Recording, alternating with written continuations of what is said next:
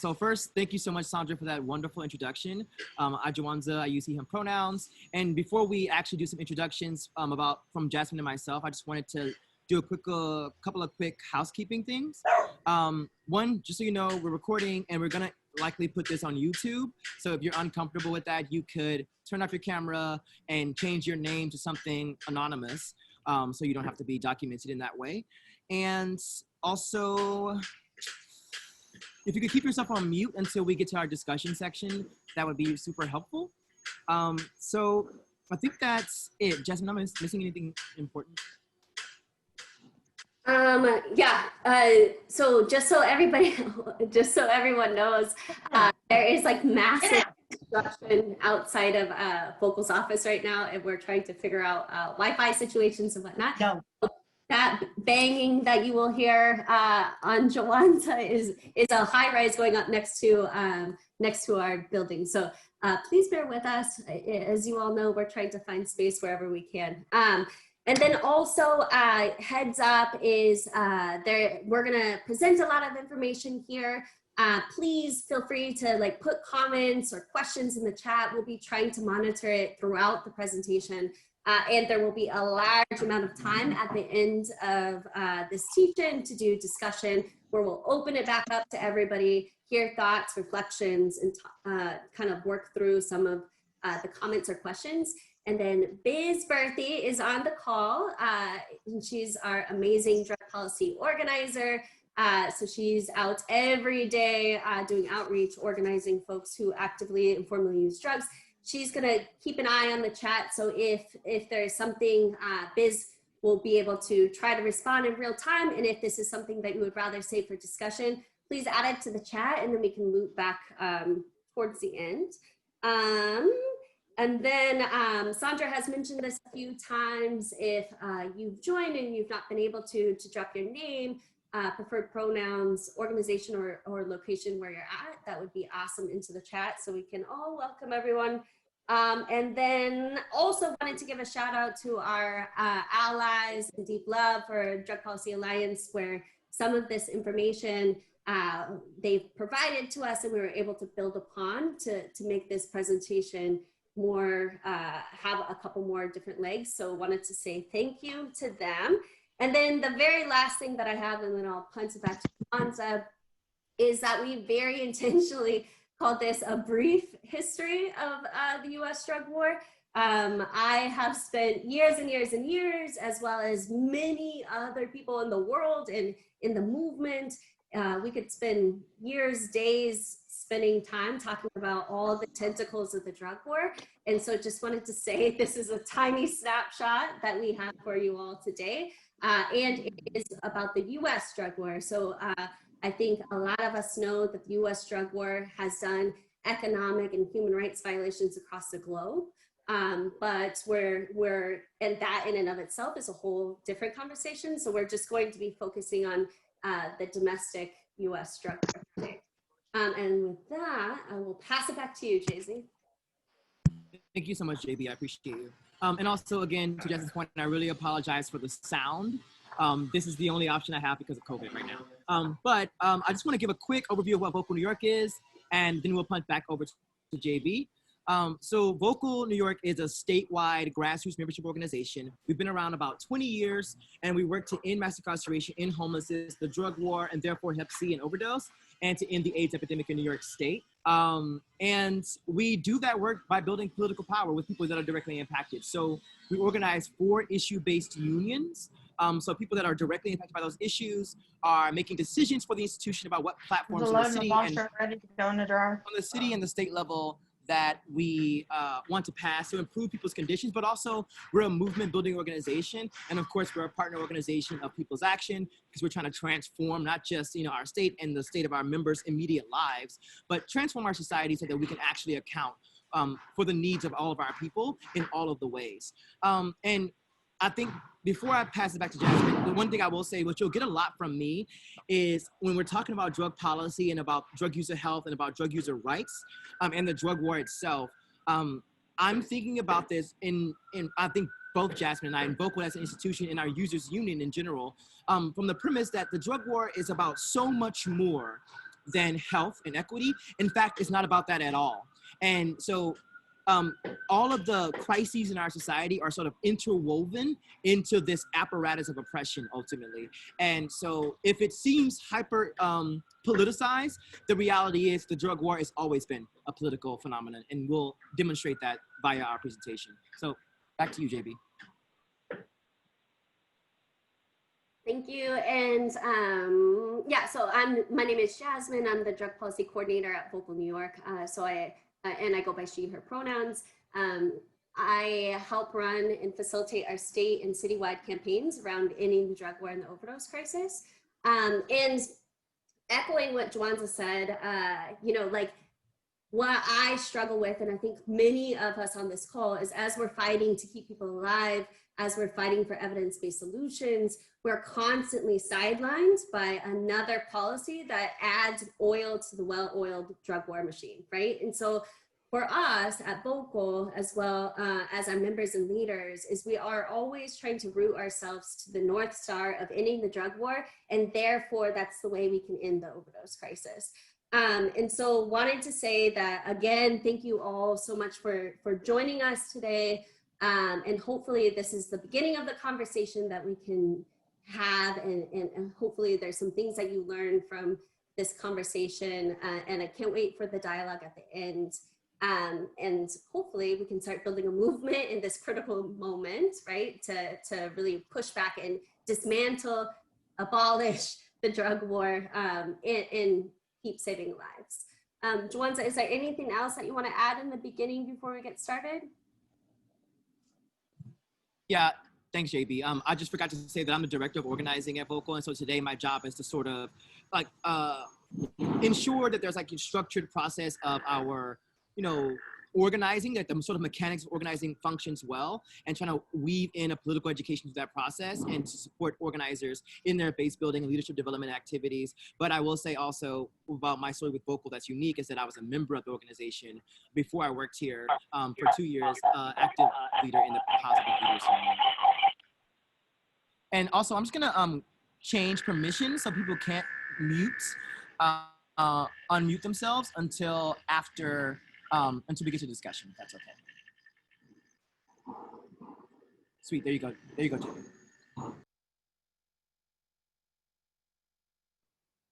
Okay, perfect. So hopefully I've become a Zoom expert, and we're gonna go ahead and get started. Let's see, let me see it. Okay, so far so good. All right. So we're going to go ahead and get started on the brief history. Again, please put comments in the chat. Let me open that part up. All right. I think I have almost all of these controls figured out. Okay, very, very excited to do this. Okay, so you know, I have been having tons of conversations lately of, you know, when did people start using drugs? And we know that people have been using mind-altering substances forever, right? Stone Age people are thought to have consumed psychedelic mushrooms more than 12,000 years ago. The mushroom stones in this picture, actually, before I continue, can somebody drop in the chat if everyone can see this PowerPoint clearly? Okay, perfect, thank you. Okay, awesome. Okay, wonderful. Okay, so the mushroom stones in this picture date back from Guatemala from 500 BC. In various parts of the globe, people have been using opium poppy as well as marijuana 4,500 years ago. This figurine of the poppy goddess is from ancient Crete from 1300 BC. In Peru, the oldest remains of peyote date back to 6,800 BC, and the use of the coca leaf can be traced back to primordial times in South America. So the public, oh, okay, thank you for letting me know. Thank you, I'm still learning this. Okay, so the public consciousness around drugs has significantly and intentionally been altered by the drug war and prohibitionist policies, right? Which we will get to pretty in depth. And often we forget that what is considered, quote, illicit drugs now were common products and medicines in the late 1800s. So heroin was used to treat whooping cough, bronchitis, tuberculosis. During the Civil War, morphine was used to treat war wounds, as well as heroin was prescribed as a morphine replacement for people who had morphine use disorder. Cocaine was used as a topical anesthetic and a stimulant, which was also used to treat hay fever, headaches, anxiety, nervousness, toothaches, muscle, stomach, and heart aches, hemorrhoids, indigestion, appetite suppression, and fatigue. It was also used and hailed to cure childhood shyness. Okay. There we go.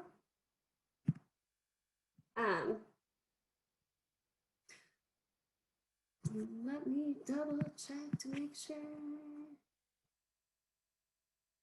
Okay, everything's working. Yay. Okay, so the typical opiate user at the turn of the 20th century, the typical opiate and cocaine user at this time was white, middle and upper class women. It was widely prescribed. Opiates were widely prescribed for menstrual and menopausal disorders. There was extravagant advertisements suggesting that opiates cure female troubles. Despite the actual trends, public opinion regarding drugs shifted as mainstream stereotypes about people who use drugs shifted from white people to people of color. Hang tight. We're going to show you a quick little video.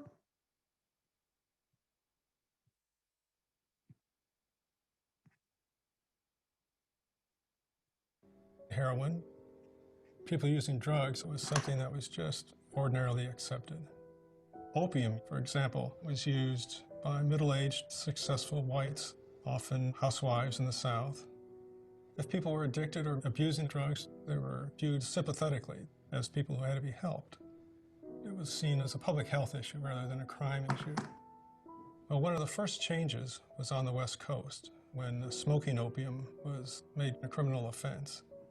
Now, why would opium smoking be illegal in California but not in Mississippi? What was going on in California that was a concern about smoking opium? Well, as it turns out, it had nothing to do with opium itself.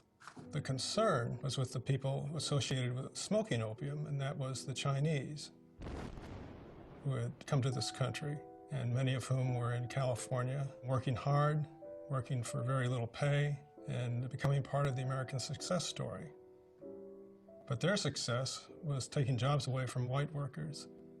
So politicians got together and decided they got to find something about the Chinese for which they can be criminalized to get them out of the way.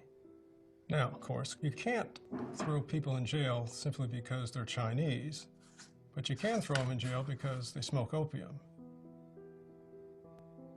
In the same way, we saw things going on with cocaine. Again, it was middle-aged, successful people in this country, business executives, physicians, housewives, all perfectly legal. But then around the turn of the century, cocaine began being associated with blacks. They could withstand police bullets, it was thought. They can work hard all day, all night long, and all day long again, threatening the jobs of white workers. And so laws began to be passed against cocaine. You're not arresting these people officially because they're black. You're arresting them because they've committed some sort of drug violation. Next, of course, we see the change in reputation that hemp has had. Hemp was a legitimate crop from colonial times forward, a widely appreciated commercial product.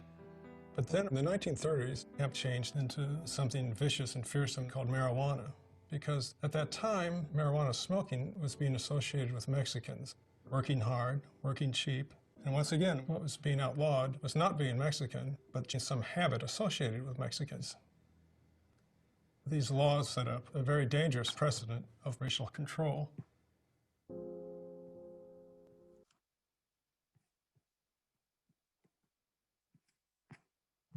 Okay, hang with me. Okay. Okay.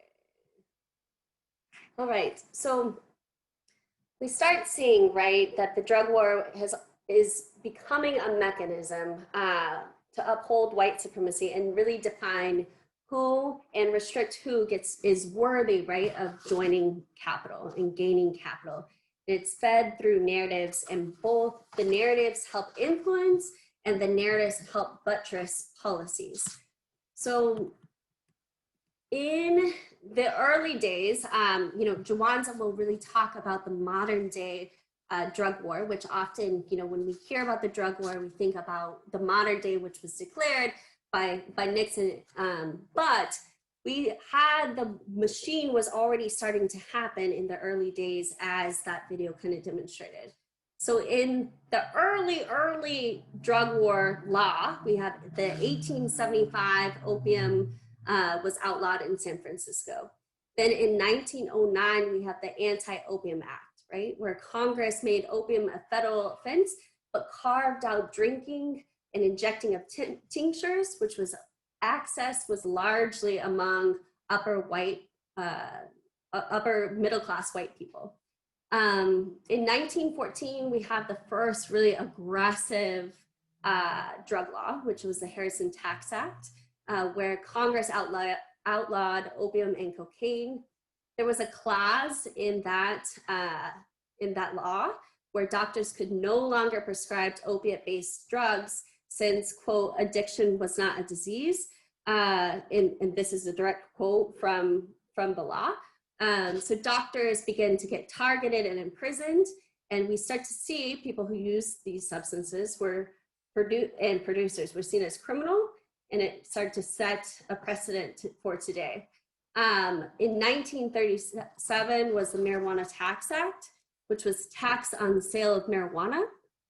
The American Medical Association opposed this wildly because it would impose on physicians, pharmacies, and the medical cultivation in manufacturing. We are also seeing the same thing. We also saw the same thing happening with peyote, which was used both spiritually and medicinally. The mainstream narrative was the peyote was addicting, caused irrational and violent behavior, endangering white settlements and destroying marriages. So the reaction was burning of tens of thousands of peyote buttons, jailing distributors, and raiding ceremonies.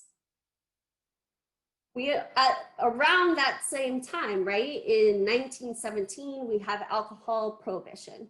We wanted to highlight prohibition because it was outlawed, and then that amendment was repealed, but demonstrates a lot of what we talk about around safe supply, which we'll talk to later, and how prohibition really drives things underground, making supply less safe.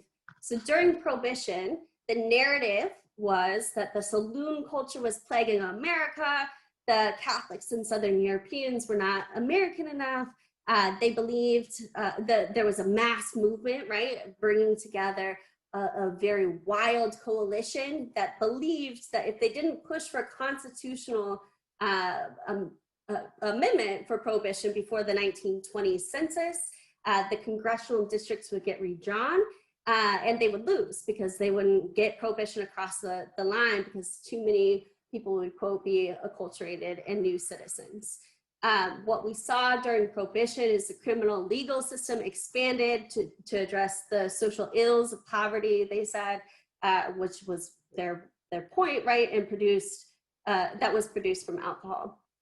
Police arrested primarily immigrants, Black people, poor, working class people. The KKK became the backup police force, and prohibition really provided the KKK essentially a new mandate for its anti-Catholic, anti-immigrant, white Protestant nationalistic mission. So the Klan gained a foothold around local communities, arguing that it would clean up communities and get rid of bootleggers and moonshiners. The fact that the KKK sometimes seized the alcohol and drank it itself really demonstrates it had nothing, right, to do with other than their agenda. It was obviously repealed by the 21st Amendment. clearly a huge entire fail. But what we learned from prohibition, right, is that regular use of a substance is widely regular used. Once it became legal or illegal, it was forced underground, making it much less safer. It was exploited, right, by narratives of xenophobia, racism, classism, and then we see terrorism by white supremacists, and that was used to galvanize a base and a target. We see an increase in jails and prisons, and obviously drinking continued, but underground.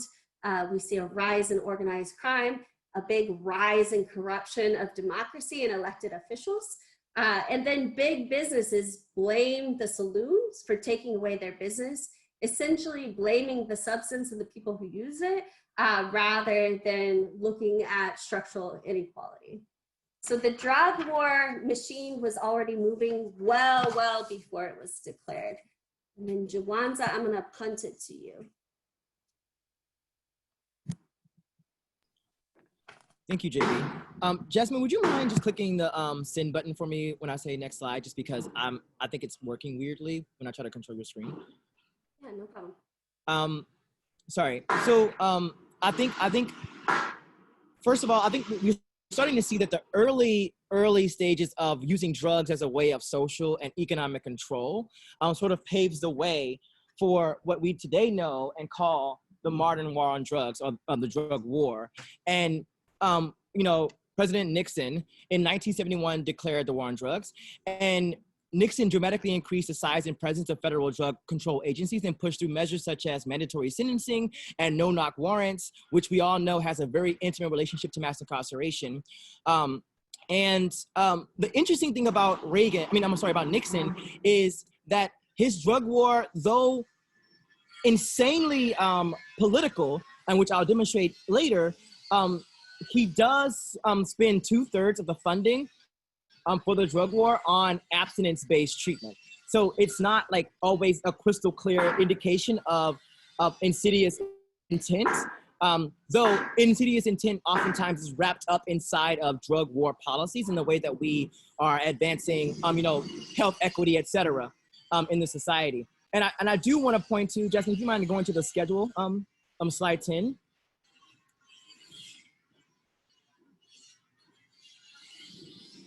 Thank you. I just want to point out a couple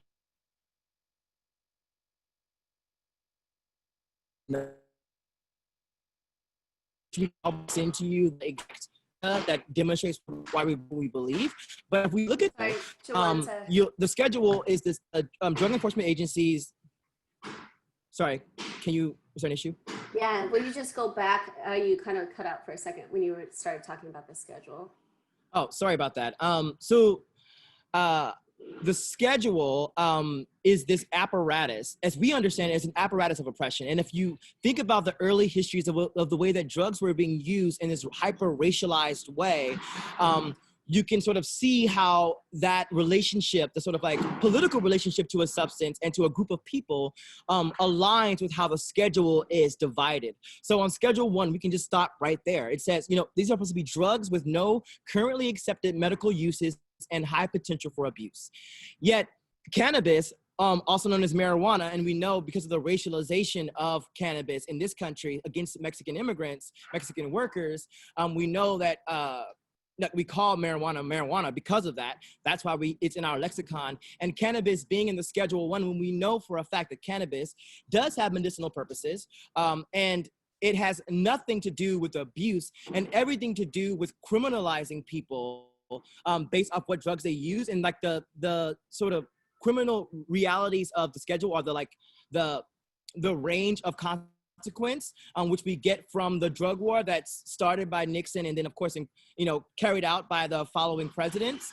The schedule essentially functions as a way to sort of front that perhaps we're trying to protect people, but the reality is that it's actually being used as a way to legitimize social, political, and economic oppression and subjugation of vulnerable people.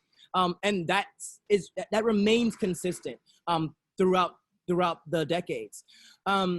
So, and I think the interesting thing about the war on drugs that was launched through Nixon, it's important to think about on the next slide, Jasmine, what was happening at that time in the country.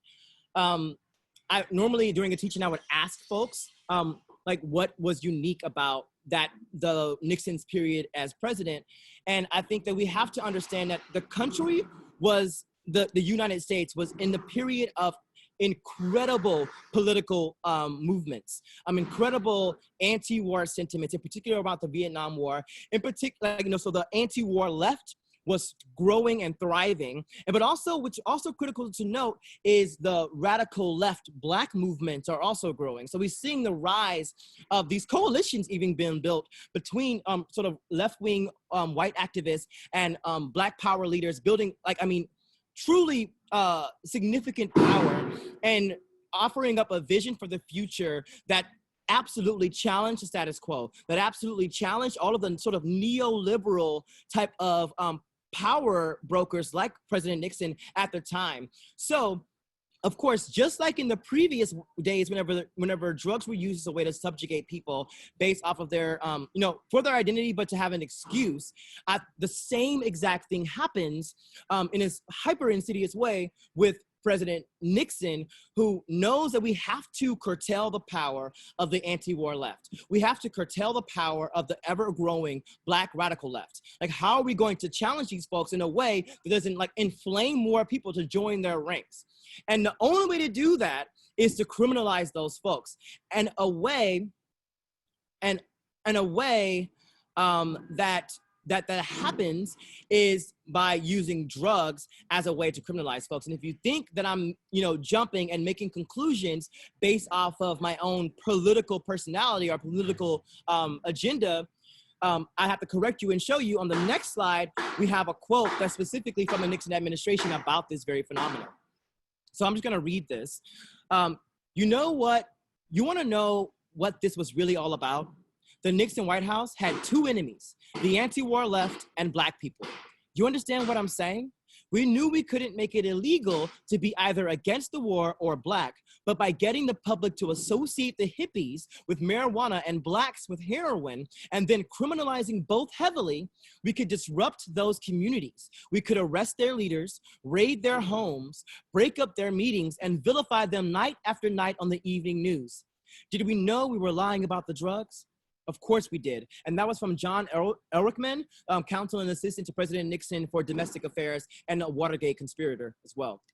And so I think what this quote really helps us really understand is that the very origins of this apparatus of state control of the government supposedly protecting its citizens and its residents of this country was never actually about the issue of drugs. It was never actually about health equity. It was always about finding a pathway that was palatable to the American public at the time to be able to crush these dissenting political movements. And I think that one of the reasons why we're doing this teaching, even in the context of people's action, is because we have to be crystal clear about what this actually indicates. So that every drug policy that follows the Nixon administration is built on the foundation of political dissent, or built on a foundation of crushing political dissent. And that's sort of like the seed of what we are experiencing today, which later becomes really the vehicle to mass incarceration, as we see with the next slide, where we're talking about the 1980s and the 90s and the unimaginably catastrophic consequences of this kind of public policy that is not rooted in what people actually need and what they're actually experiencing, but rooted in trying to maintain and control political power over those that are quintessentially against the status quo, the establishment. And this is not also unique to Republicans, I should say, though Republicans are the architects of the modern day drug war as we know it. So I just want to say, I'll read these real quickly. The 1980s and 1990s, drug hysteria and skyrocketing incarceration rates.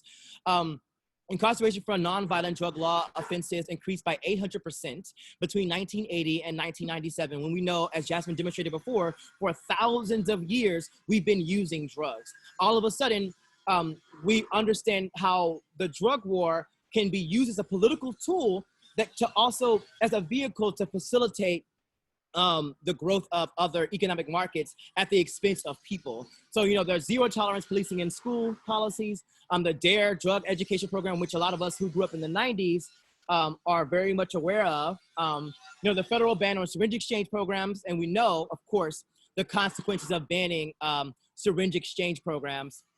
Like, and what that leads to. And also, I just want to plug about, you know, as a person living with HIV, thinking about HIV and AIDS in the 1980s and the 1990s, to have a drug war that is criminalizing the very ways that we're able to protect ourselves, especially for a president that didn't even name HIV publicly until 23,000 American citizens or people that live in this country were killed by, you know, acquired immunodeficiency syndrome. Like, this is why this is happening. So the drug war has always been having like deadly consequences from the very beginning, not just related directly to drugs. So of course, you know, in this time of like, you know, increased drug use and increased, sorry, I'll slow down. I know I talk a little bit fast. So let me back up some. I think what's critical to really understand here in the context of understanding the drug war and its sort of like insidious political realities and how it is actually antithetical to taking care of people who are dealing with issues related to their drug use or drug sales even in their communities. It actually is driving the factors that disrupt our communities. For instance, if we're talking about mass incarceration, we're talking about bans on syringe exchange programs, we're talking about creating hysteria about the harms of drugs, and in particular, crack cocaine, which is hyper-racialized, then we're starting to be able to understand like how we were able to how a path was paved for the 1994 crime bill, for instance, to be passed. Because if people are whipped up into a hysteria that is not rooted in the realities of what people are experiencing, but rooted in trying to sensationalize an issue for purposes that are not public, that are clandestine purposes, like as we'll learn about with the prison systems across the country that Reagan was exponentially expanding during his administration. And even before as governor in California. So this is not an accident, is what I'm trying to demonstrate here. So there is no focus, of course, on treatment and evidence-based policy. So the whole idea of harm reduction, I think, even comes out of this period where, of course, people have always engaged in mutual aid, always engaged in compassion. But whenever you literally have a state apparatus of oppression stopping you from even being able to legally support people and to take care of people in their moments of need, during a new pandemic, HIV at the time, like these are the consequences. What's our next slide, JB?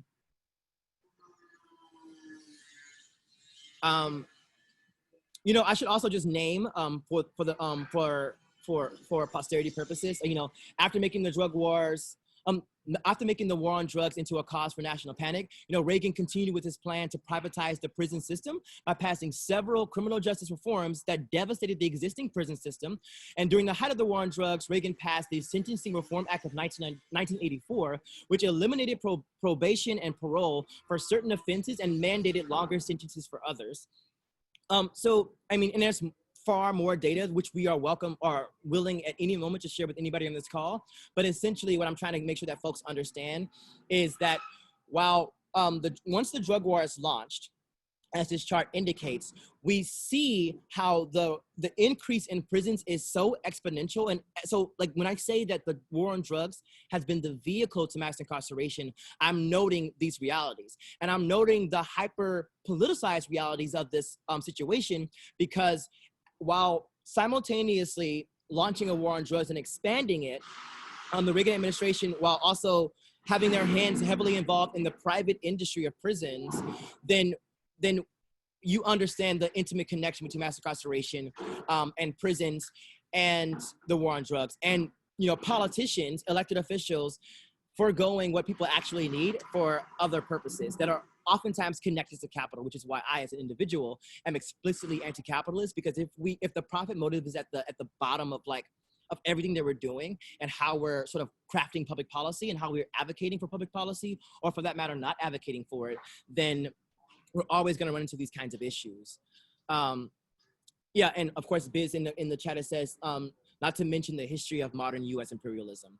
Yeah, because I mean, Jasmine and I really focus on like the U.S. drug war, but we all should know that the drug war as we know it here, which is really bad, and I'm going to continue, has been exported globally. So what we see happening, for instance, in the Philippines is directly related to how we have created this catastrophic set of policies and a culture around it that allows this kind of inane, obscene, in like ridiculous policies to persist, and for people to think that that's actually a way for us to treat each other. So on our next scene, we get a little bit more, our next slide, we get a little bit more into, you know, the war on drugs and mass incarceration. So Black and Latinx folks are stopped, arrested, and convicted and incarcerated at unequal rates, which we all know. Increased police militarization, police abuse of civil asset forfeiture, which was basically the police being able to like, essentially without any real cause, seize property, including money, if they could draw a connection to, you know, association to drug use and drug sales, which has, for obvious consequences, is appealing to the darkest parts of individuals' sort of humanity, of greed, but also speaking to like policies that are not actually about meeting justice, but actually about the sort of transference of wealth in ways that are incredibly abusive. The U.S. drug use rates remain among the highest in the world, and there's also collateral consequences, and I should name, you know, the collateral consequences, which is another reason why I think we're having this conversation. We absolutely, and I think also why Vocal New York organizes on sort of these 4 issue areas, again, HIV, homelessness, the drug war, mass incarceration, and of course, because of the drug war, overdose, and hepatitis C. Like when these policies and the culture that it produces, that it requires, and it creates a sort of cyclical relationship, it has all of these other consequences. So it drives the homelessness crisis, it drives mass incarceration, as I've said before, and it drives overdose. So like there's a number of things that are happening, like people aren't able to get into housing, people aren't able to get into jobs, and we all know how that affects recidivism rates, how that affects intimate partner relationships, and the whole gamut of issues that the drug war is exaggerating, if not just creating itself. Anything else I should say here in particular? I do want to read this. Drug convictions, even minor ones, come with additional punishment beyond the criminal justice system. And that's why I'm trying to name these collateral consequences. But there's a number. There are 641 unique collateral consequences that can be triggered by nonviolent drug convictions. A conviction can affect a person's eligibility for public housing, employment, receipt of student loans, voting, which I think in this moment, when we're looking at Florida to save us from impending fascism, we have to understand how the drug war has been used to disenfranchise voters, and particularly voters of color. And I'm sure that the percentage of people in Florida that are not allowed to vote because of, you know, connection to like to criminal convictions, and we know that the vast majority of those are nonviolent drug offenses, that's either low-level sales or drug possession. There is no accident here, and people that use drugs should also be able to participate in the democratic process because they too live here. And I think I want to go on to the next slide, JB. Thank you. So this is getting us closer to where we find ourselves today and how we actually got to the drug war as we know it today, where it's literally actually at the root of the overdose crisis associated to opioids, and not actually the pharmaceutical companies. And so follow me. When we look at these two magazines, the Newsweek article, which is from like the late 80s, or the late 80s, I want to say 1986, and we look at this Time magazine article that's much later, you can see the sort of difference in the way that, you know, the media, and therefore, and thinking about that quote from John, from the Nixon administration, how the media is intentionally criminalizing and painting pictures about who uses a drug and how we should think about it. So when we look at the drug crisis article, and it says crack and crime,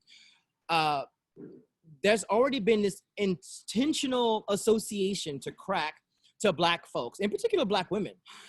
and that you always need to pair crack and crime together. That crack is not a public health issue. That crack use and are issues associated to the use of crack cocaine is always tied to a criminalization, which again, to bring us full circle, is tied directly to the vehicle of mass incarceration, which is tied directly to creating industries. And also, like, think about it politically. If you open a jail, like, you know, in upstate New York, we have several prisons across the state.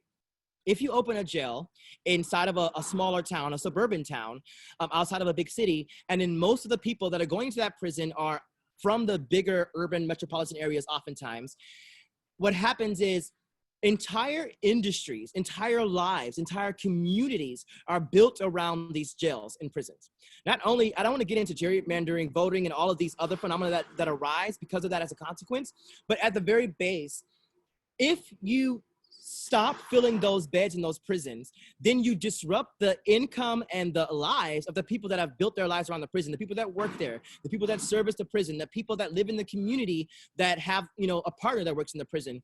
Then it becomes a political no-no to challenge that. So it's much easier to do, of course, as all things in this country has always shown us, to do that if there is a racialization, if there's a criminalization of the kinds of people that are eligible or viable to put into prisons and jails, to then therefore build industry around, et cetera. And it creates this sort of like feedback loop that has unimaginable consequences, of which we are all aware, which is why we're here having this call in the first place, you know, 30 years later. So, and if you look at and I think this is one of my more controversial opinions, but I have to say it. I believe that, so let's look at the Time magazine cover. They're the most powerful painkillers ever invented, and they're creating the worst addiction crisis America has ever seen, it says. So automatically, and it shows, you know, a fish hook and with a pill, sort of like as a sort of like bait, I guess, for unsuspecting people that are actually not criminals, people that don't engage in crime or dangerous activity. You know, your everyday person has access to healthcare, you know, so that's not everybody automatically, and they are able to be prescribed, you know, these powerful painkillers. I think oftentimes what people will say is that I want to say this right because it's really important. People will think that we have an overdose crisis related to opioids because, you know, the pharmaceutical companies came in and, you know, took advantage of all these people, which only became possible because of the drug war, you know, architects like Reagan doing all this deregulation about, well, how easy is it for doctors to prescribe these kind of medications? How easy is it for a pharmaceutical company to produce millions and millions and millions of doses of this potentially dangerous drug, but also a drug that people need. People do need these painkillers. I think that the reason that this happened isn't just that the pharmaceutical companies were unregulated, but it's also because we created the sense that any kind of, you know, drug use issues that people run into needs to be treated as a crime and not as a public health issue. So the public health infrastructure of which Vocal New York and People's Action is interested in building to not respond, like to respond to the needs of people who use drugs, and some of those people who run into issues using drugs, and the issues range beyond drugs. We don't have the infrastructure in place because the way that we treated addiction, or the way that we treated, you know, the collateral consequences of drug use or problematic drug use, et cetera, however we want to name it, we didn't build that. Instead, we built prisons. Instead, we criminalized syringes. Instead, we had mandatory sentences. Instead, we produced no-narc warrants. And we didn't do the work of actually creating the healthy, compassionate, and you know, evidence-based social safety network that could actually take care of people when they ran into problems like we see with the painkillers. And I think that we have to learn from that issue, which brings me directly to the next slide, that it is up to every single one of us on this call to remember that when we're talking about overdose, that we cannot think about only opioids, because that creates the conditions for us to have a lesser comprehensive understanding of the crisis that we're experiencing. And we all know we're all in community with people who use drugs. And if we're not, we probably should be, if we want to work on ending the drug war and work on improving the lives of people who use drugs. But the reality is most folks are not, you know, mono drug users. People are using a number of drugs, and sometimes opioids is one of them. And as we see the sort of like the sort of arc of how overdose is happening in our society today, like it's not just opioids. So if we don't talk about the overdose crisis as an umbrella term to be inclusive of all the people and all the drugs and all of the ways that people use drugs, then we can't actually solve the problem because we don't actually understand it.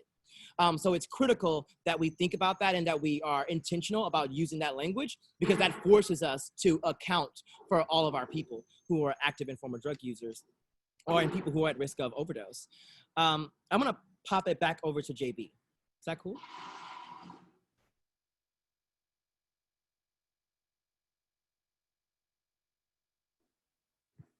Thank you, Jawanza. I'm going to take a quick second to pause. I know that we went through a lot of like the mechanism, the machine of the drug war, and wanted to take a second, pause with everyone, hear any reflections before we move into the next part, which is really around the overdose crisis, where we're at with the uprisings, and how the drug war machine is still pumping really heavily and significantly. So just wanted to open it up. I know this was like, so wanted to open it up for anybody who has thoughts, reflections, questions. And Jawanza, do you want to unmute everyone just to see, so people have now the power to unmute yourself, and go ahead if you have thoughts. I think Amanda, you just unmuted yourself. Do you want to go for it? I accidentally did. I was actually typing it in, but I was just going to say, I know my concern, I work on the Hub and Spoke project, which is the California's response to opioids. And I just find us continually centering Narcan and the overdose crisis. And then once again, we're centering white overdose. And so whenever we talk about any other overdose, it's kind of just negated. There's no money for that, you know, and I think it's just also having the questions, and really, I've been trying to really have conversations with folks about, you know, why we research certain drugs, why we don't research, you know, and then I always kind of get that argument back about, well, meth is a white drug, and you go, but it's poor white people. We don't, there tends to be like, we don't really care about poor people. It's the same kind of theme that runs through it. And so I don't know, that's been something that I've been really struggling with a lot of the naloxone trainings that are happening, is we're really continuing conversation about white overdose, even though we know that Black men are actually the ones that are the highest rate right now. So those are just my thoughts at the moment. Thank you so much. And once we go into the next part, a lot of what you're saying is kind of going to be shown, and we're going to start spending some time breaking down some of the meth narrative as well. Do folks have any other thoughts, reflections, questions, feelings? And also thank you, Amanda, for mentioning that. And the Hub and Spoke model is something I would love to talk to you offline about.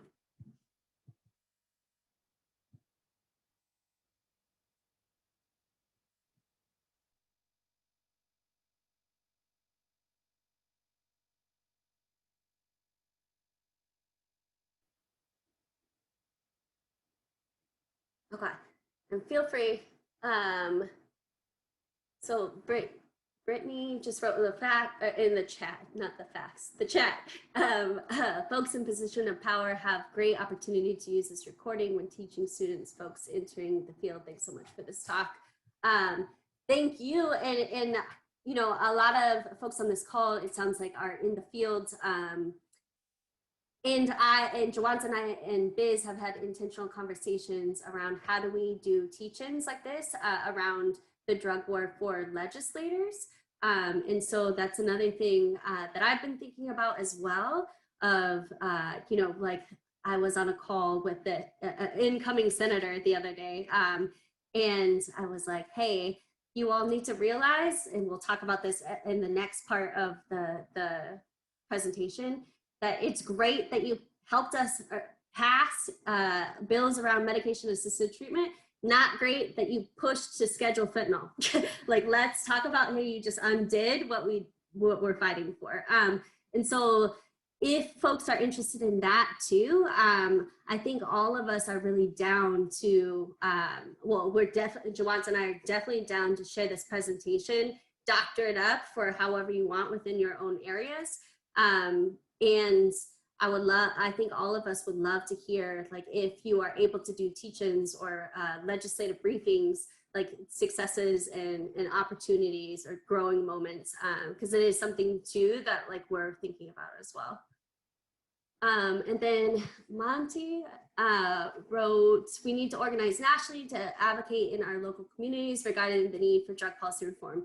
It's a major tool of oppression. Totally 100% agree. I'm gonna leave just a couple more seconds to see if anybody else has thoughts, questions, reflections, and then we'll move into the next part.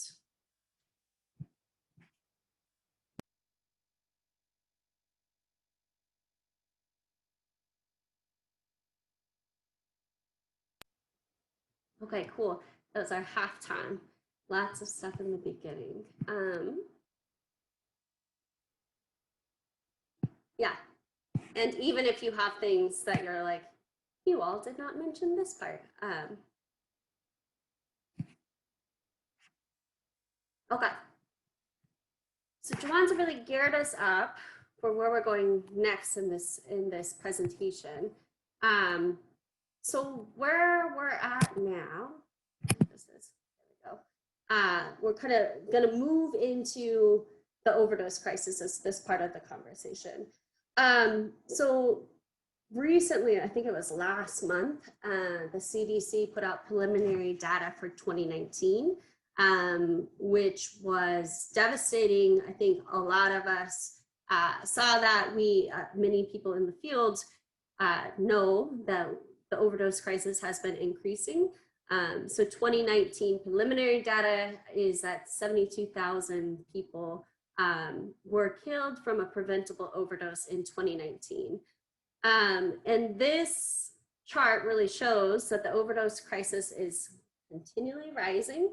And if we look through, I'm the weirdo lady that looks through data really late at night. But the overdose crisis really has been exponentially on a growth curve since 1979. And so kind of exactly what Jawanza just laid out, once Nixon declared the drug war, Reagan, Clinton, Bush accelerated the drug war, we've seen a massive increase slowly. And then once we get into the 2000s, a really massive increase in overdose deaths. So from 2000 to 2006, cocaine was actually the leading cause of drug-related death, which was then taken over by prescription painkillers, or prescription opiates, I should say, which was met, right? I think we can all track the waves of the overdose crisis. Many people call this really the first wave, which was met by really aggressive policing. It was met by really aggressive policies. We have the prescription monitoring program that really comes out of this era. We have pharmaceutical companies rework their pills so that they cannot be crushed. And we have like the DEA really increasing against doctors and pill mills. And so as we saw with prohibition of alcohol, right, once you start to put forth really aggressive policing, law enforcement, and push back, things become lesser safe, right? And so then in 2014, heroin starts to really take over the rise of overdose deaths. And then right around 2015, 2016, this curve, we start to see it starts to spike higher, which is when synthetic opiates and fentanyl really enters the scene. Now we're moving into, and I think you said it great during that tiny discussion, we're moving into the fourth wave of what people are calling really the fourth wave of the overdose crisis, which is stimulant involved. So In 2019, cocaine overdoses killed about 15,000 people a year, which is now exceeding what prescription painkillers and meth deaths are slowly surging behind them, growing roughly by both of these have grown roughly 250% since 2015. In 2020, right now, as many places across the country, I think, will feel that we will not see the full impact of where we're at in the overdose crisis for a while to come because of a data lag. But I think all of us in the work know that 2020 is one, because we were already on the fourth wave of the overdose crisis and significantly ticking up, but also the impacts of COVID on top of the fourth wave. We know that 2020 is likely going to be the worst year yet. In the past decade alone, overdoses have killed more than 500,000 Americans or people in the US. So nationally, what we're looking at is the US has the highest rates of overdose in the world, and it's double. In the past decade alone, overdoses have killed more than 500,000 people in the United States. In 2019, over 72,000 people died from an overdose. That's about 200 a day, a person every 8 minutes.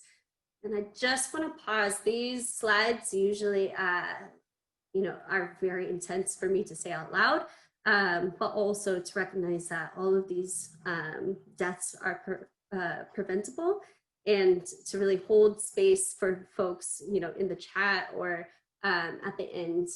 These slides for me lately, especially, are really triggering. So just moving on into more data, overdose is the leading cause of death for people under 50. And overdose has dropped life expectancy in the US for the first time since the last pandemic. In 1918, people in the US are more likely to die of an overdose than a car accident or gun violence.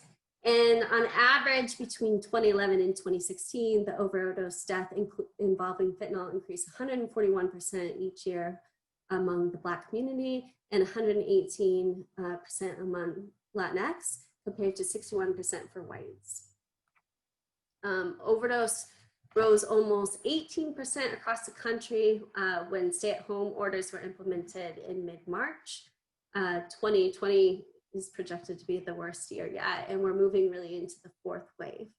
I would like to talk about at the discussion, or we can do it in the chat. Unfortunately, I can't see the chat while this is open, around that now we have COVID on top that has really destabilized our drug supply, which on top of the pandemic, on top of the fourth wave, the drug supply in the US right now, especially on the East Coast, but have heard from colleagues on the West Coast, it's very, very unstable. So moving forward into Trump, as Jawanza had mentioned, there really is not very many elected officials, right, that have done incredible on the drug war. But since we're in this moment, and we wanted to highlight just some of the things with Trump. And normally, if we were all in person, we would talk about who he's sitting with. But instead of unchatting everyone, Jawanza really talked about the US consequences of the drug war globally. And as you all may know, this is the president of the Philippines, who has really aggressively ordered state sanctioned killings of people who use drugs and people who sell drugs. And so it's estimated that there's been between 27 and 30,000 extrajudicial killings by the Philippines government. That number is actually potentially higher. But just a couple of days ago, I just wanted to highlight how intense our exported drug war has been utilized is Duterte was in front of the UN. I just got a text to repeat the number of deaths is between 27,000 to 30,000. 30,000, yes. And I can bump up an article for you all about what I'm mentioning here. So he was in front of the UN, and his speech, I guess, in front of the UN, he mentioned a number of interest groups have weaponized human rights. These distractors pass themselves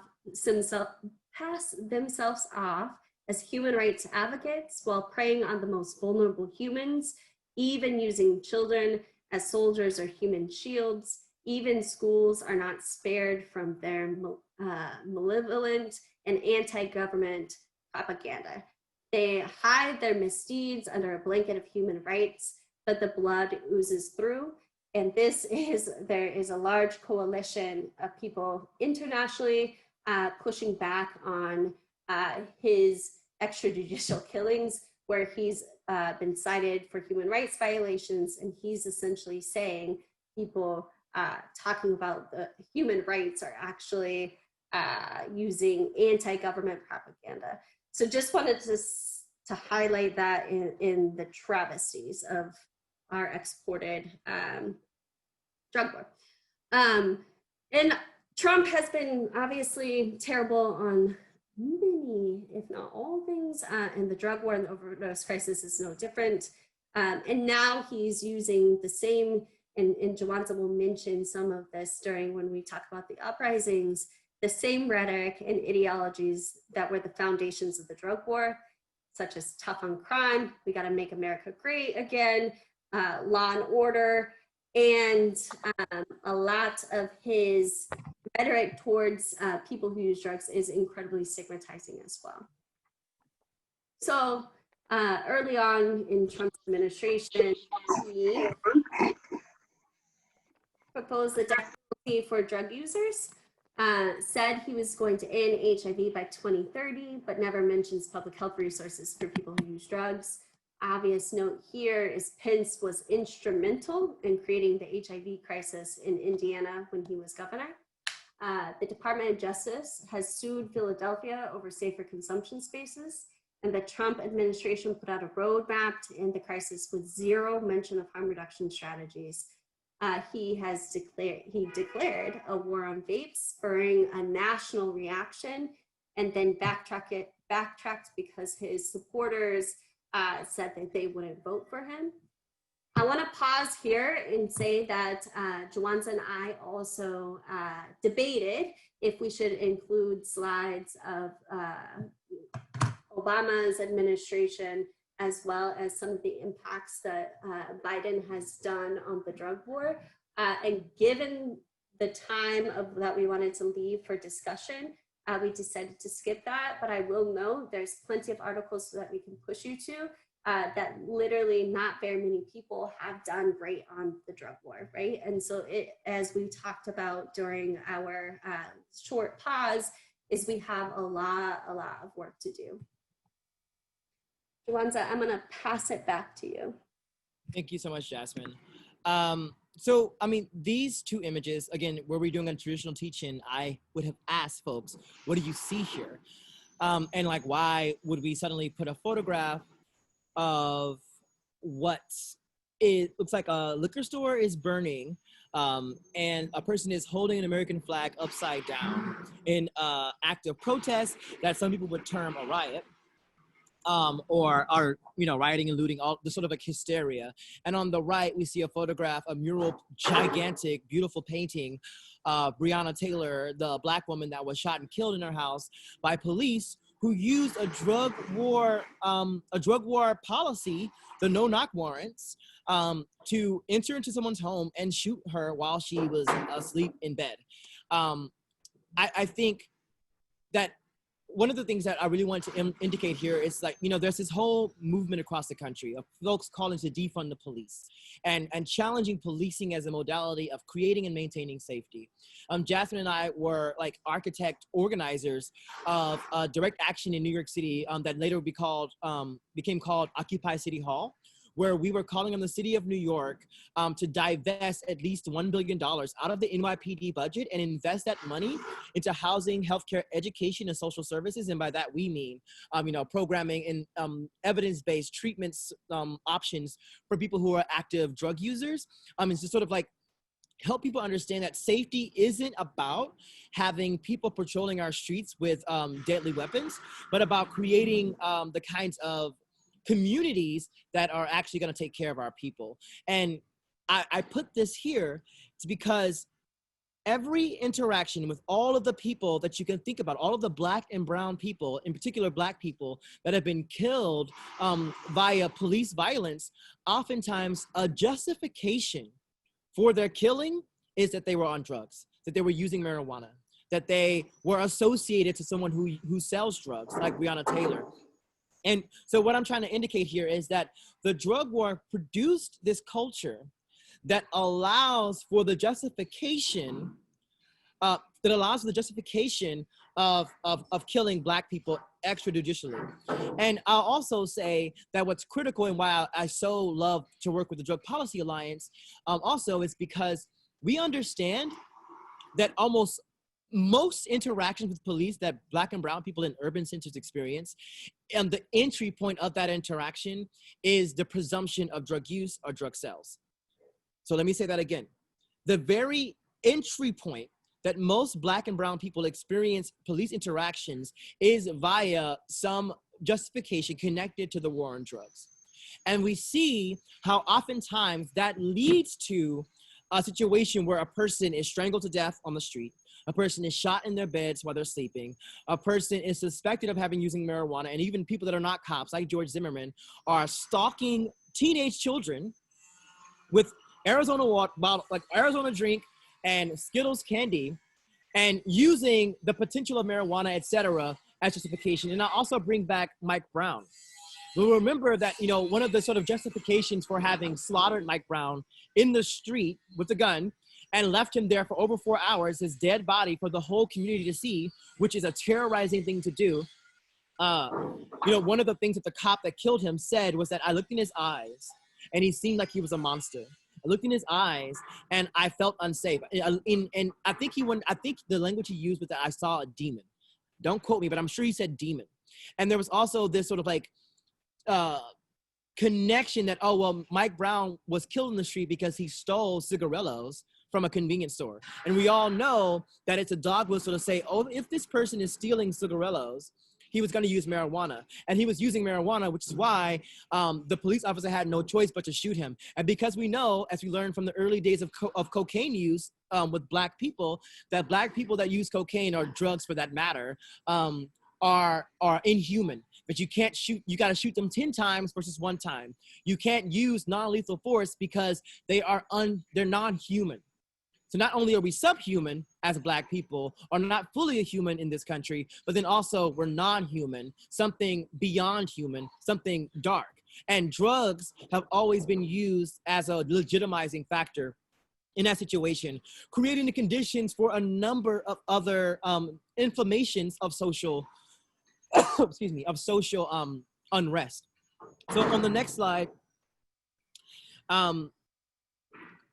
we see these headlines around vaping. And I think what Jasmine and I really wanted to indicate, especially because when this war on vaping first started last year, Jasmine and I both are people who are sometimes cigarette smokers and sometimes not cigarette smokers, but both harm reductionists, understood that, using electric cigarettes like Juuls are not safe, but we believe as smokers that they are a safer or a lesser damaging alternative than traditional combustion cigarettes, which we know there's a whole conversation to have here about the interest of the billionaire market of tobacco production and sales and use, and how using electric cigarettes threatens that monopoly on that market. But that's another conversation. So we see how this sort of I can't say this word, how using these kinds of like headlines paves the way for people to accept the implementation of policies that are actually contradictory to what they're supposed to be doing. So the mysterious vaping illness that's becoming an epidemic. He tried e-cigarettes to quit smoking. Doctors say vaping led to his death. After deaths, ban on flavored vapes to be passed in New York City. Which they did pass. Despite vape epidemic hysteria, data shows teen nicotine use is down. Pending ban on flavored e-cigarettes in Massachusetts authorizes forfeiture of vapors' cars. So essentially what we see is the same sort of reuse of the narratives and the sort of hysteria creating storytelling that actually ends up producing the kinds of policies that mandate the creation of an alternative market, of an underground market, of a market that is unregulated. So when young people, whenever we start to criminalize or start to ban, e-cigarettes, and then we point to like young people dying from using vaping, that was primarily from THC cartridges that use vitamin E oil to deliver the THC. And folks were creating these themselves and using the wrong vape. So I'm not a scientist or an expert on this, but essentially, because of the non-regulated use of these substances, people are not able to actually choose to use a substance that has been vetted for safety, or at least exactly what you're using. And I think that the drug war I'm trying to illustrate that the drug war tries to ban something under the guise of creating safety, but actually triggers the creation of the markets that actually exaggerate the non-safety of drug use. And then if you criminalize people, you continue to make it increasingly impossible for us to address these issues and prevent these kinds of deaths. Could we go to the next slide, GB? Again, increased penalties have done nothing to deter drug use or supply. It just, again, makes it only more deadly. So let me just read some of these. The drug trade war, Chinese fentanyl is fueling the U.S. opioid crisis. Border Protection stored enough fentanyl to kill 794 million, but isn't doing enough to protect its agents.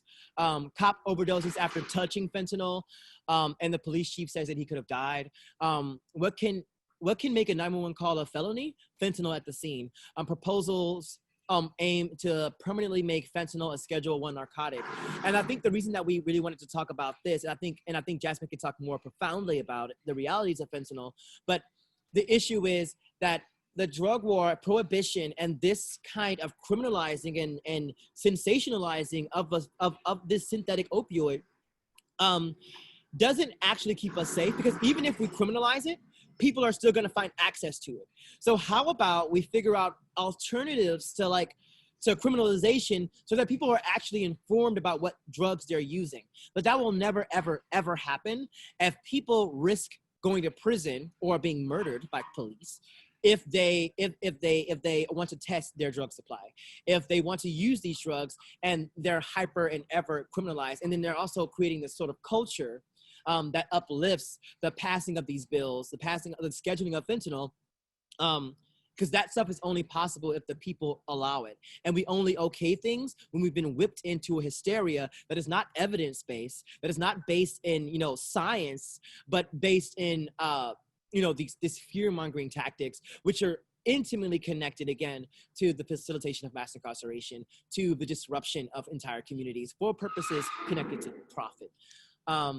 Yeah, I'm gonna pass it back to JP. Thank you.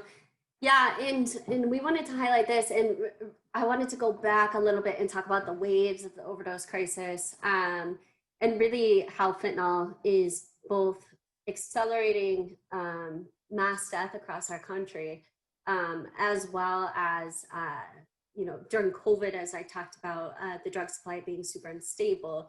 Is in New York, at least, where we're identifying fentanyl in cocaine, in crack, in benzos, in meth. So fentanyl has entered a lot of the drug supply. But as we've seen, really, is increased penalties do nothing really to deter drug use or drug supply, right? And so scheduling fentanyl is also in direct, what is the word I'm looking for? Contradiction and really dismantles the intention of the Good Samaritan law. And I'm sure everyone on this call knows what the Good Samaritan law is, but Good Samaritan law is you can call 911 and have immunity from criminalization.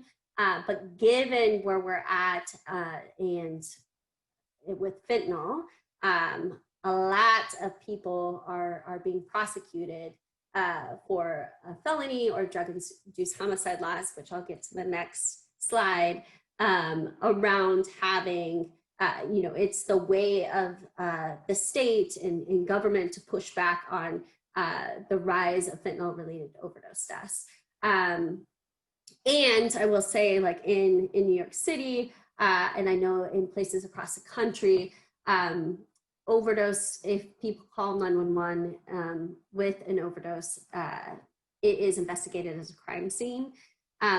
So really does nothing, right, to deter drug use, drug supply, doesn't address the needs of the people who are using drugs, and creating evidence-based solutions to address the rise of fentanyl within our drug supply. And we know that incarceration for people who use drugs is incredibly harmful and dangerous, as 40%, as people leaving incarceration are 40% or 40 times, more likely to die of an overdose the first 2 weeks of release. There are some studies that that number is actually even higher. And many people who distribute these drugs are not at the higher levels of drug selling. And often people who sell drugs are often also using drugs and don't necessarily know what's in their larger supply, or without testing, really good testing, which unfortunately, I think, there's some really great spectrometers across the nation that are being tested out, which would be wonderful to get into every syringe exchange program or kind of like hubs for people to use to test their drugs to see exactly what kind of fentanyl and how much fentanyl is in their drugs. They're incredibly expensive. And fentanyl test strips are wonderful, but you can't tell how much fentanyl is in your drugs, let alone are not always super accessible. Given all of that, at the federal level, there's a big push to permanently schedule fentanyl as a Scheduled I substance. And if we can go back in our brains to the beginning of what Jawanza was talking about, the schedule being an apparatus. And in the state level, we're seeing this across the country. So states are proposing really intense scheduling or penalties for fentanyl, which is not going to do anything to curb the overdose deaths that we're witnessing, right? And really expands the door for drug-induced homicide laws. So mother watches as dealer pleads guilty in connection to son's overdose. In North Carolina, man overdosed on his own drugs, but kept selling and killed someone else, feds say. Women sentenced to 15 years for overdose death in Wynn County. Drug dealer accused of murder after buyer OD'd on fentanyl and gets 22 years. Drug dealer gets 30 years for fatal overdoses. Drug-induced homicide laws were actually introduced in the 80s during the really aggressive drug laws that were being pushed at the time and intended to punish people who sold drugs and there was an accidental overdose. They were gunning for this to be equivalent to manslaughter or murder. But for the first time in 15 to 20 years, they're really being amped up. And there is some really good research and data out there around how the media has really fed into the policies around drug-induced homicide laws. And there's some really great organizing done by the Urban Survivors Union, pushing back against this narrative of if I pass away from an overdose, do not blame, and the campaign's called Reframe the Blame, the person I bought drugs from. Obviously, full circle again is putting people who sell drugs in jail or prisons and giving really aggressive sentences is not going to stop the overdose crisis, nor supply, nor demand. I'm going to punt it back to you, Jawanza.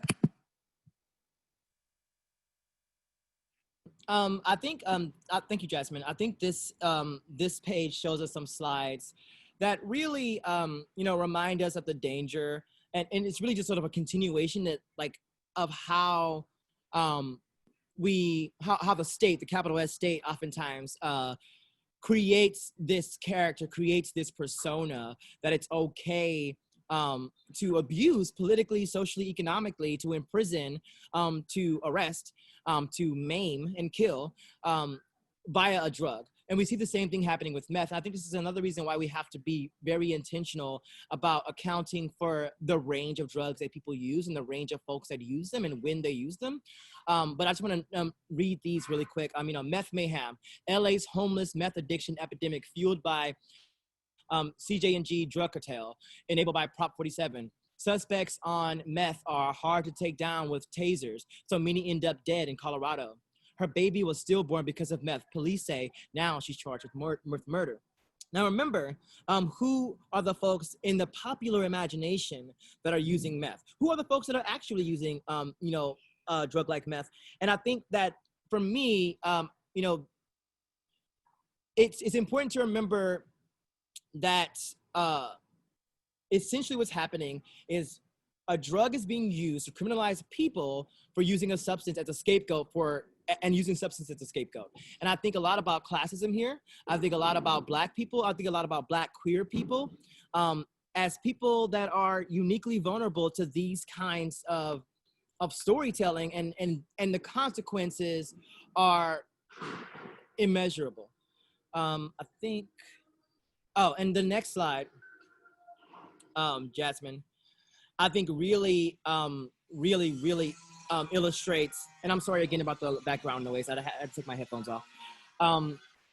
This is I couldn't believe whenever Jasmine saw this and she decided to put this in the presentation. It says, "I am very serious about them losing their life. An Alabama mayoral candidate calls for public hanging of drug dealers."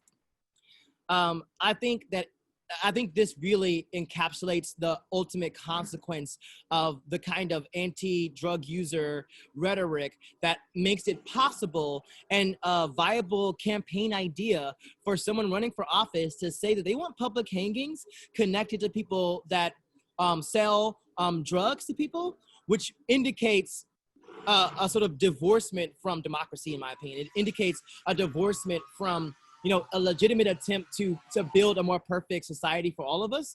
And the drug war is what made this kind of statement possible, that this would ever be even thought of, let alone printed and distributed. And to be like this person, I haven't followed up on this person's campaign, but this is the kind of thing that truly dangerous.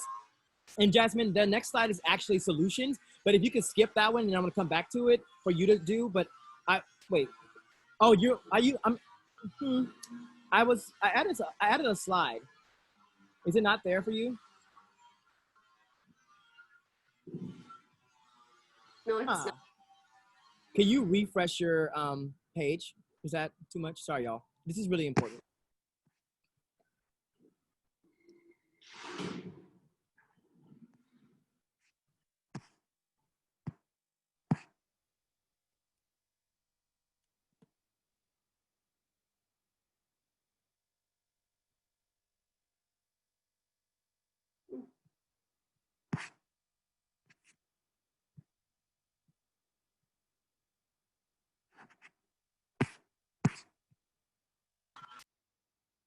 While Jasmine's doing that, I should say that the world is changing so rapidly that I added a slide just moments ago. So sorry about that. Yesterday we saw, I can't believe that this sound is happening right now. But essentially yesterday we saw the beginning of more uprisings connected to Breonna Taylor and the Drug Policy Alliance and its new executive director, Cassandra Frederique, released a statement after the findings And I just want to read that because I think it really brings home exactly where we are and the like ultimate kind of consequences of this drug war. And I just want to read it for posterity purposes. In response to the release of grand jury's findings, only indicating one of the 3 officers on a charge of wanton endangerment in the horrific killing of Breonna Taylor by Louisville police in what was a baseless, no-knock warrant in a drug investigation, Cassandra Frederique, executive director of the Drug Policy Alliance, released the following statement. Breonna Taylor should be alive today, but instead, the systems we have in place as a result of the drug war failed her. And they robbed her of the bright future she was just beginning. Had it not been for the drug war, which provides the military-grade equipment to local police departments through military weapons transfer at earmarked federal funds, Breonna would be alive today. And had it not been for the drug war that incentivizes drug arrests with said federal resources, the police likely would have never gone to her home to begin with. While this decision is upsetting and certainly doesn't go far enough, it does not change the fact that as long as the drug war remains, people of color will continue to have a bounty on their heads. They will continue to be gunned down in their beds or held down until they can't breathe with an officer's knee on their necks. And worse, those responsible for their deaths will use drugs or alleged drug involvement as a cover for their merciless actions. This isn't an isolated incident. These aren't a few bad cops. It is a system that has been created through the parasitic relationship between policing, the drug war, and racism. And until we completely terminate those connections, we are simply adding fuel to the fire, and no court or jury will be able to stop the police violence that ensues.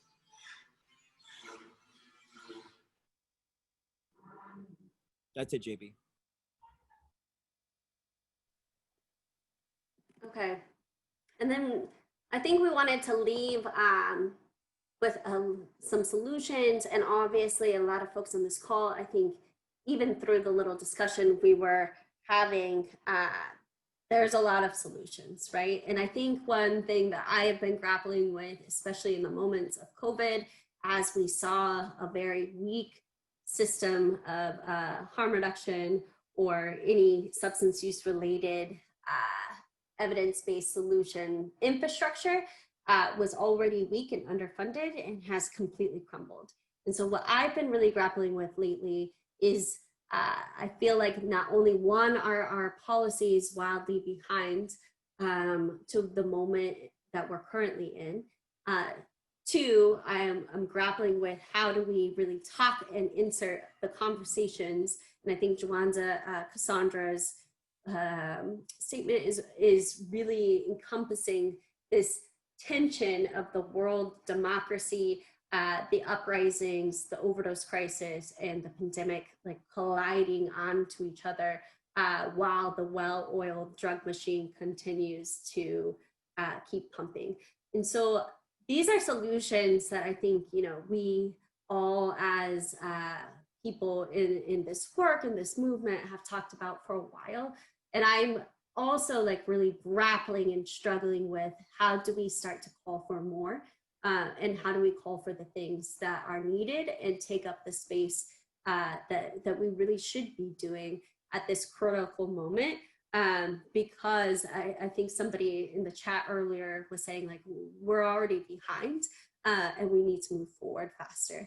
And so some basic solutions, and these I feel like, you know, I feel like there are wildly more and we should all be striving to challenge ourselves. And I've been really thinking a lot about how and when Jawanza talked about the overdose crisis versus calling it the opiate crisis, how the beginning waves really was focused so much so on opiates that like we have actually missed an opportunity to create infrastructure for all drugs and harm reduction within that.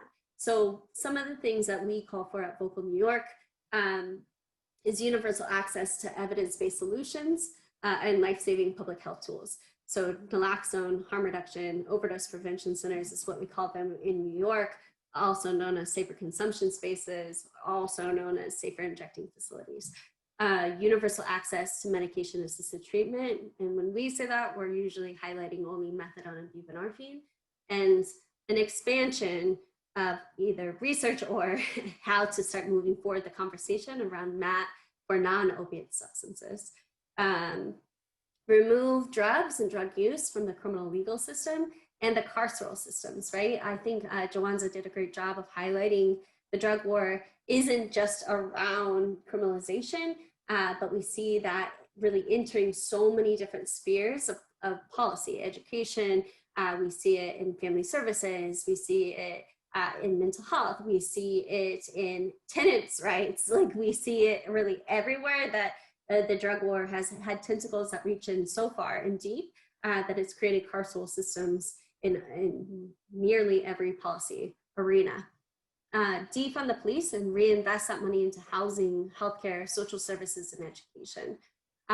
There's a big chunk of this that like I did want to talk a lot about housing specifically, but we really do want to open it up for discussion.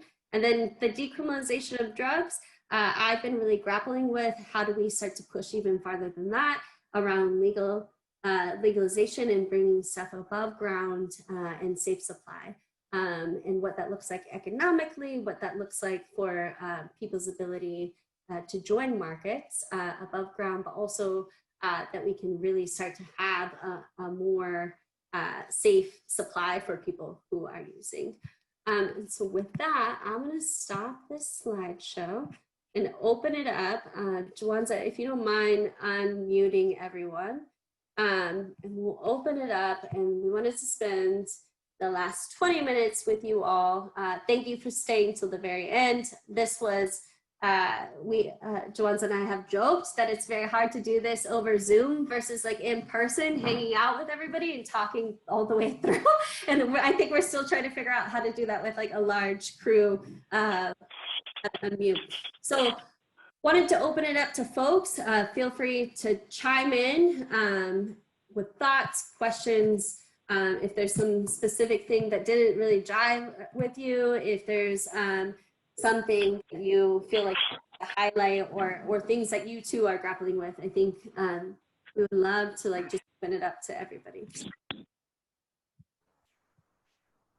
Thanks for the presentation. It was amazing. Something I've been grappling with is the kind of what you were just saying of the tentacles of the drug war are everywhere. So how do we highlight the interconnectedness of everything without overwhelming people so they still understand what's going on?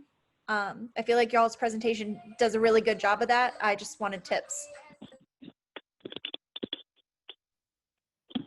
And if folks want to also, I forgot to say this, if folks wanted to respond to questions too, because obviously Jawanza and I definitely not any of like the be-all experts, feel free to respond.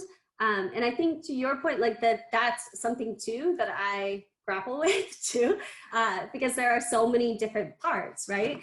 And at least for the organizing and campaigning that we do through Vocal, with our members, and thankfully, like we're in coalition with many people who are working on different spheres. So I've been really interested around the gender justice role recently, but knowing that like there's a whole world of really empowering, beautiful, incredible people who are working on that. And how do we support each other on that? And so if it is recently, Vocal's been doing a ton on methadone and like the way that federal government lifted regulations, but didn't really, it didn't trickle down. And so there is the connection that we've been able to like build in between around mothers. And so like we can both be pushing together, but it's like overwhelming once you start to. So my answer, and I would love if others have thoughts, is get connected with somebody who's doing certain parts of the work and finding those intersections and building a coalition there. The only other thing that I would add, I think that works really well. I don't think it's a direct response to your question, Elizabeth, but I think it made me think about it. I'm always working, I mean, all of us here at Vocal, but we're like for instance, if we just take like one of our issue-based unions and us leaders, like I think what's essential is that we are helping people sort of develop a critical lens of analysis. Like, what are the questions you're asking whenever you're trying to understand what's like an issue, or trying to imagine what should happen. And if you understand that you, with your limited identities, no matter what they are, can't have all the right answers, then it sort of like encourages you to look for the people that do have those answers. I think really to Jasmine's point. So I think like intentional development of a political lens or a social lens, like, because the reality is that these things are not happening in the vacuum. And what I find is that oftentimes people enter into organizing or into work, even around like ending overdose, et cetera, because of our own experiences. And I think that's important because that gives us our natural authority to speak on these things, but we cannot just stay there. We have to be expanding our analysis. Like, and I think that needs to be an intentional process. And I think specifically for membership organizations, that has to be critical. And the only other thing I will say is that we're not going to be able to know everything immediately. I think what's been helpful for me too, because I mean, I'm not an expert on all of these drug policies or anything.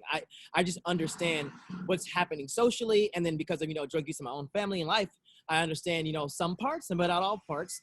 But what I think has been helpful is there's this concept we talk about a lot at Vocal called the stop sign campaign, which comes from the Saul Alinsky sort of traditional organizing model. And it's the idea of like, let's say, in New York State, we have our End Overdose New York platform that has all these big, gigantic bills in there, like safe consumption spaces, like, universal access to methadone and buprenorphine.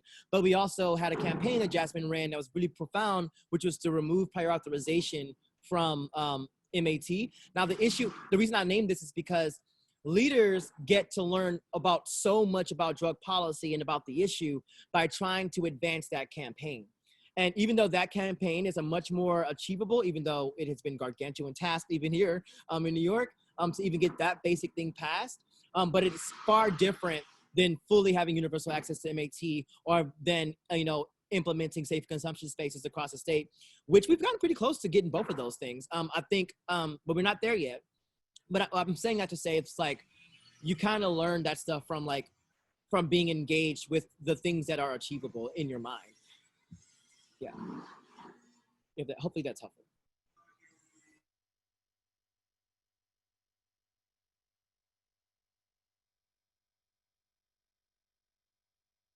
Are there other things from the presentation? And we're really, really open because we were trying to improve it because we don't want what we're thinking and what we're interested in to be, or we're trying to build movements. So if it's not resonating or something is uniquely inflammatory or something seems off base, I think now is a good time to bring that up because maybe we can answer that or maybe we can, and perhaps someone else on the call can answer that. So yeah, I would appreciate that kind of thing as well. We said so much and so quickly, and especially myself, like I speak very, very fast and I have to remind myself to slow down. But I'm so used to trying to get the whole world into 1 hour. And like, I'm sure we all are experiencing that right now. And now it's all online. But yeah, so this is the open space to bring up things that we didn't bring up, things that we said that were a little bit tricky, or if you wanted to hear it again, I think now is a good time.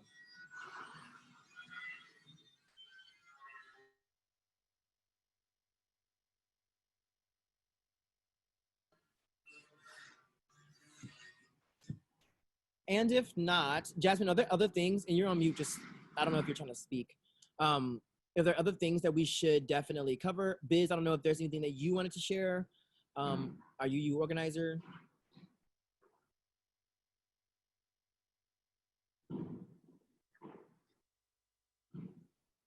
I feel we all covered it. I mean, if folks have questions about what I've been working on, I'm always happy to take those questions, but otherwise can't think of anything. And then so Sarah just asked in the chat. Oh, sorry, Lindy, where are you gonna go? Go for it. Sorry, I think you're muted again.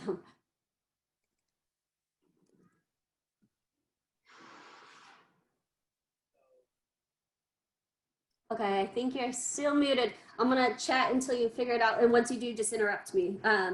And go for it. So Sarah asked, really love about the expansion of MAT for other substances. Is there any work currently in progress? There are people right now doing a lot of work on, and I always forget if it's called off-brand or off-label, around what that looks like.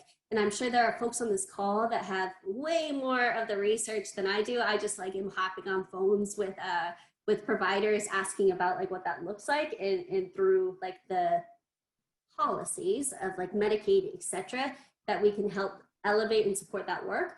And so if anybody, and then I'll punt it to you, Lindy, and then I'm gonna punt it to Ellen. If anybody has thoughts or ideas, or them themselves have been digging in the research around MAT for other substances, feel free to jump on in here now or through the chat, whichever you prefer.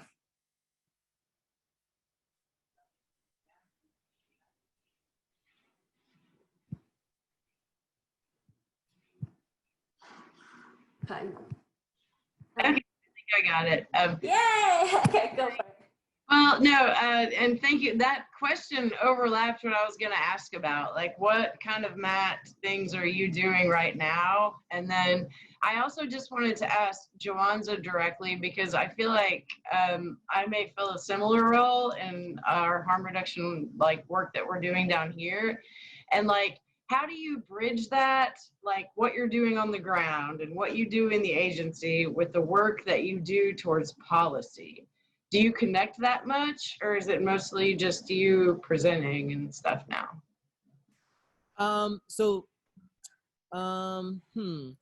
Like, so work on the ground, you mean like base building, or I think I just need a little bit more. I think I know where you're going. Oh, you're muted again. Shit. Okay, yeah.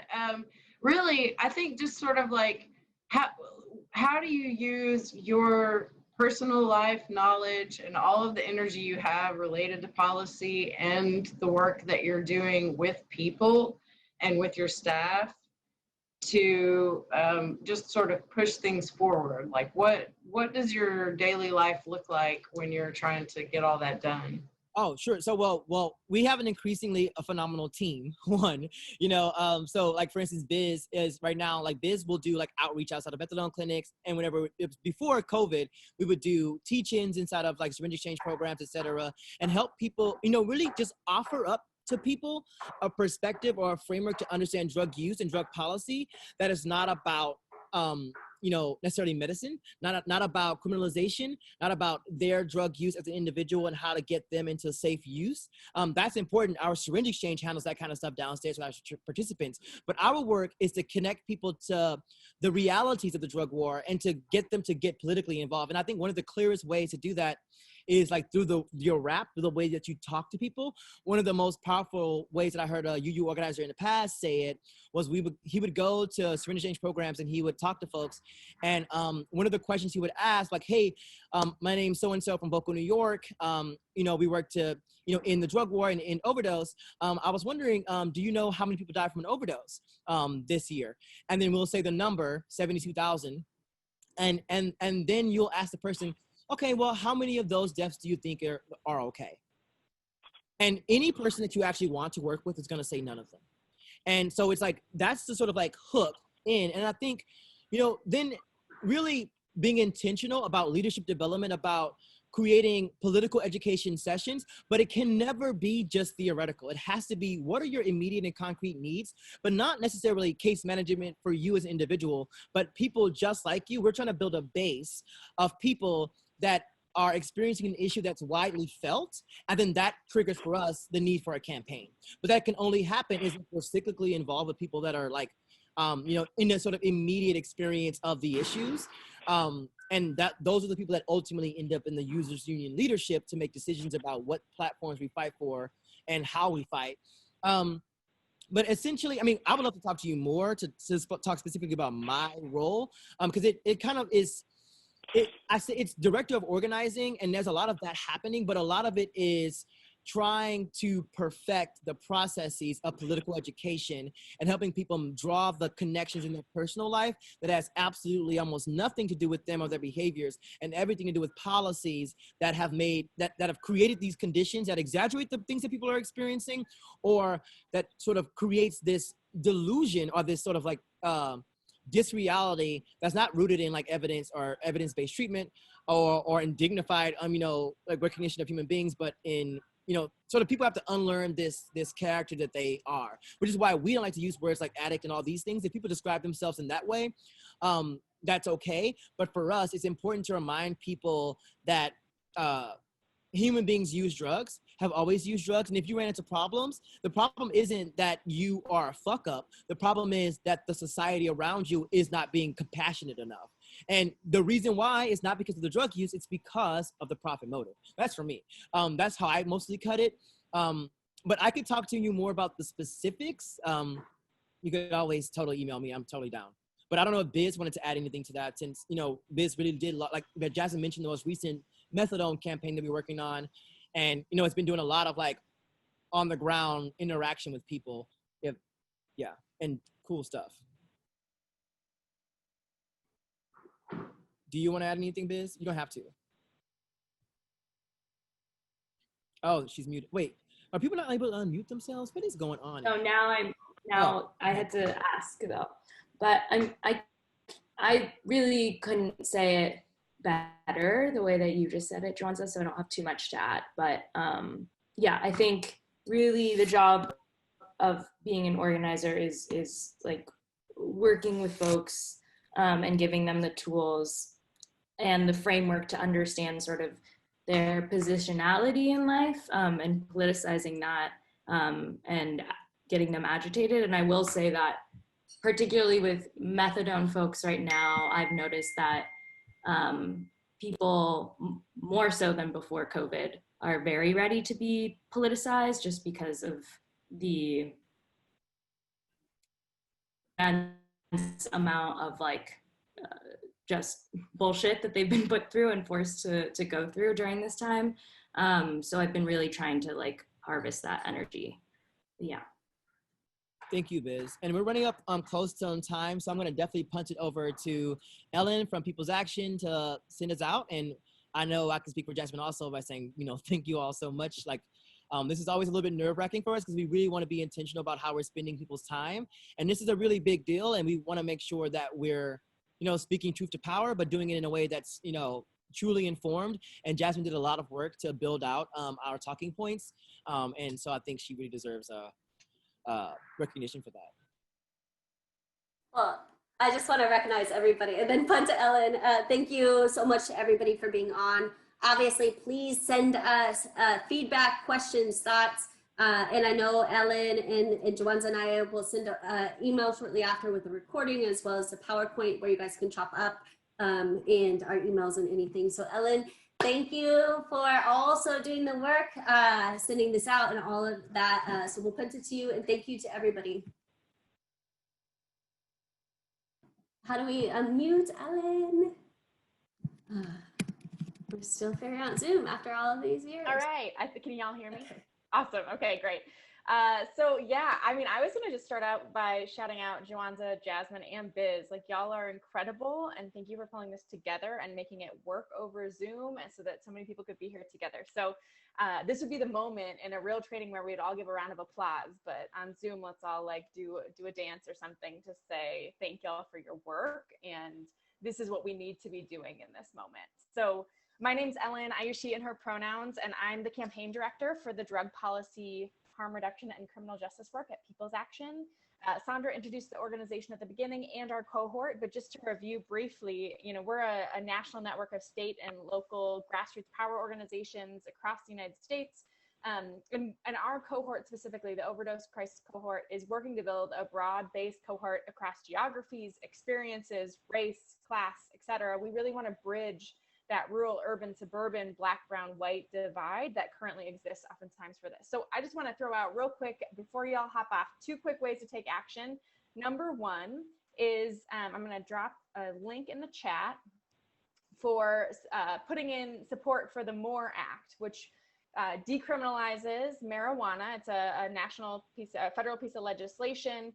If you click there, there's a way to tweet about it and to email about it, I believe. And I just want to like uplift what Jawanza said previously, put it really beautifully, that like drug possession or use or, encountering is like oftentimes the first entree point for Black folks to be pushed into the criminal justice system or to be harmed by law enforcement. And so we know that in the US, Black folks are over 3 times more likely to be arrested using marijuana than white folks, despite similar consumption rates. So this is like a real issue and a way that we can like fight back against that prohibition and make a real change. So I encourage y'all to submit a letter there to your Congress people and move this forward. And then the last piece really is just, I want to invite y'all to connect with me to get plugged into the work. So I'm going to drop my email in the chat box. Shoot me an email. I would love to figure out, how might we all work together? I think, the questions about like, how do we all organize like this? Like we need organizers, but we need everybody, right? Like y'all don't have to all do the organizing piece of it. Like the direct service is really important and we can bring it together. And it's about people that are awake and alive and have hearts and are ready to like fight this fight. And that's what we need. So, thank you again to Jawanza, Jasmine for leading this, and Biz for your incredible work in New York. And I think I'll just leave it at that, but I hope y'all reach out, get connected, and keep an eye out for the follow-up email from either myself or Sandra later today or tomorrow. So I think that's it. Thank you all. Thank you. See you all. Thanks so much, everyone. We really appreciate it. Thank you.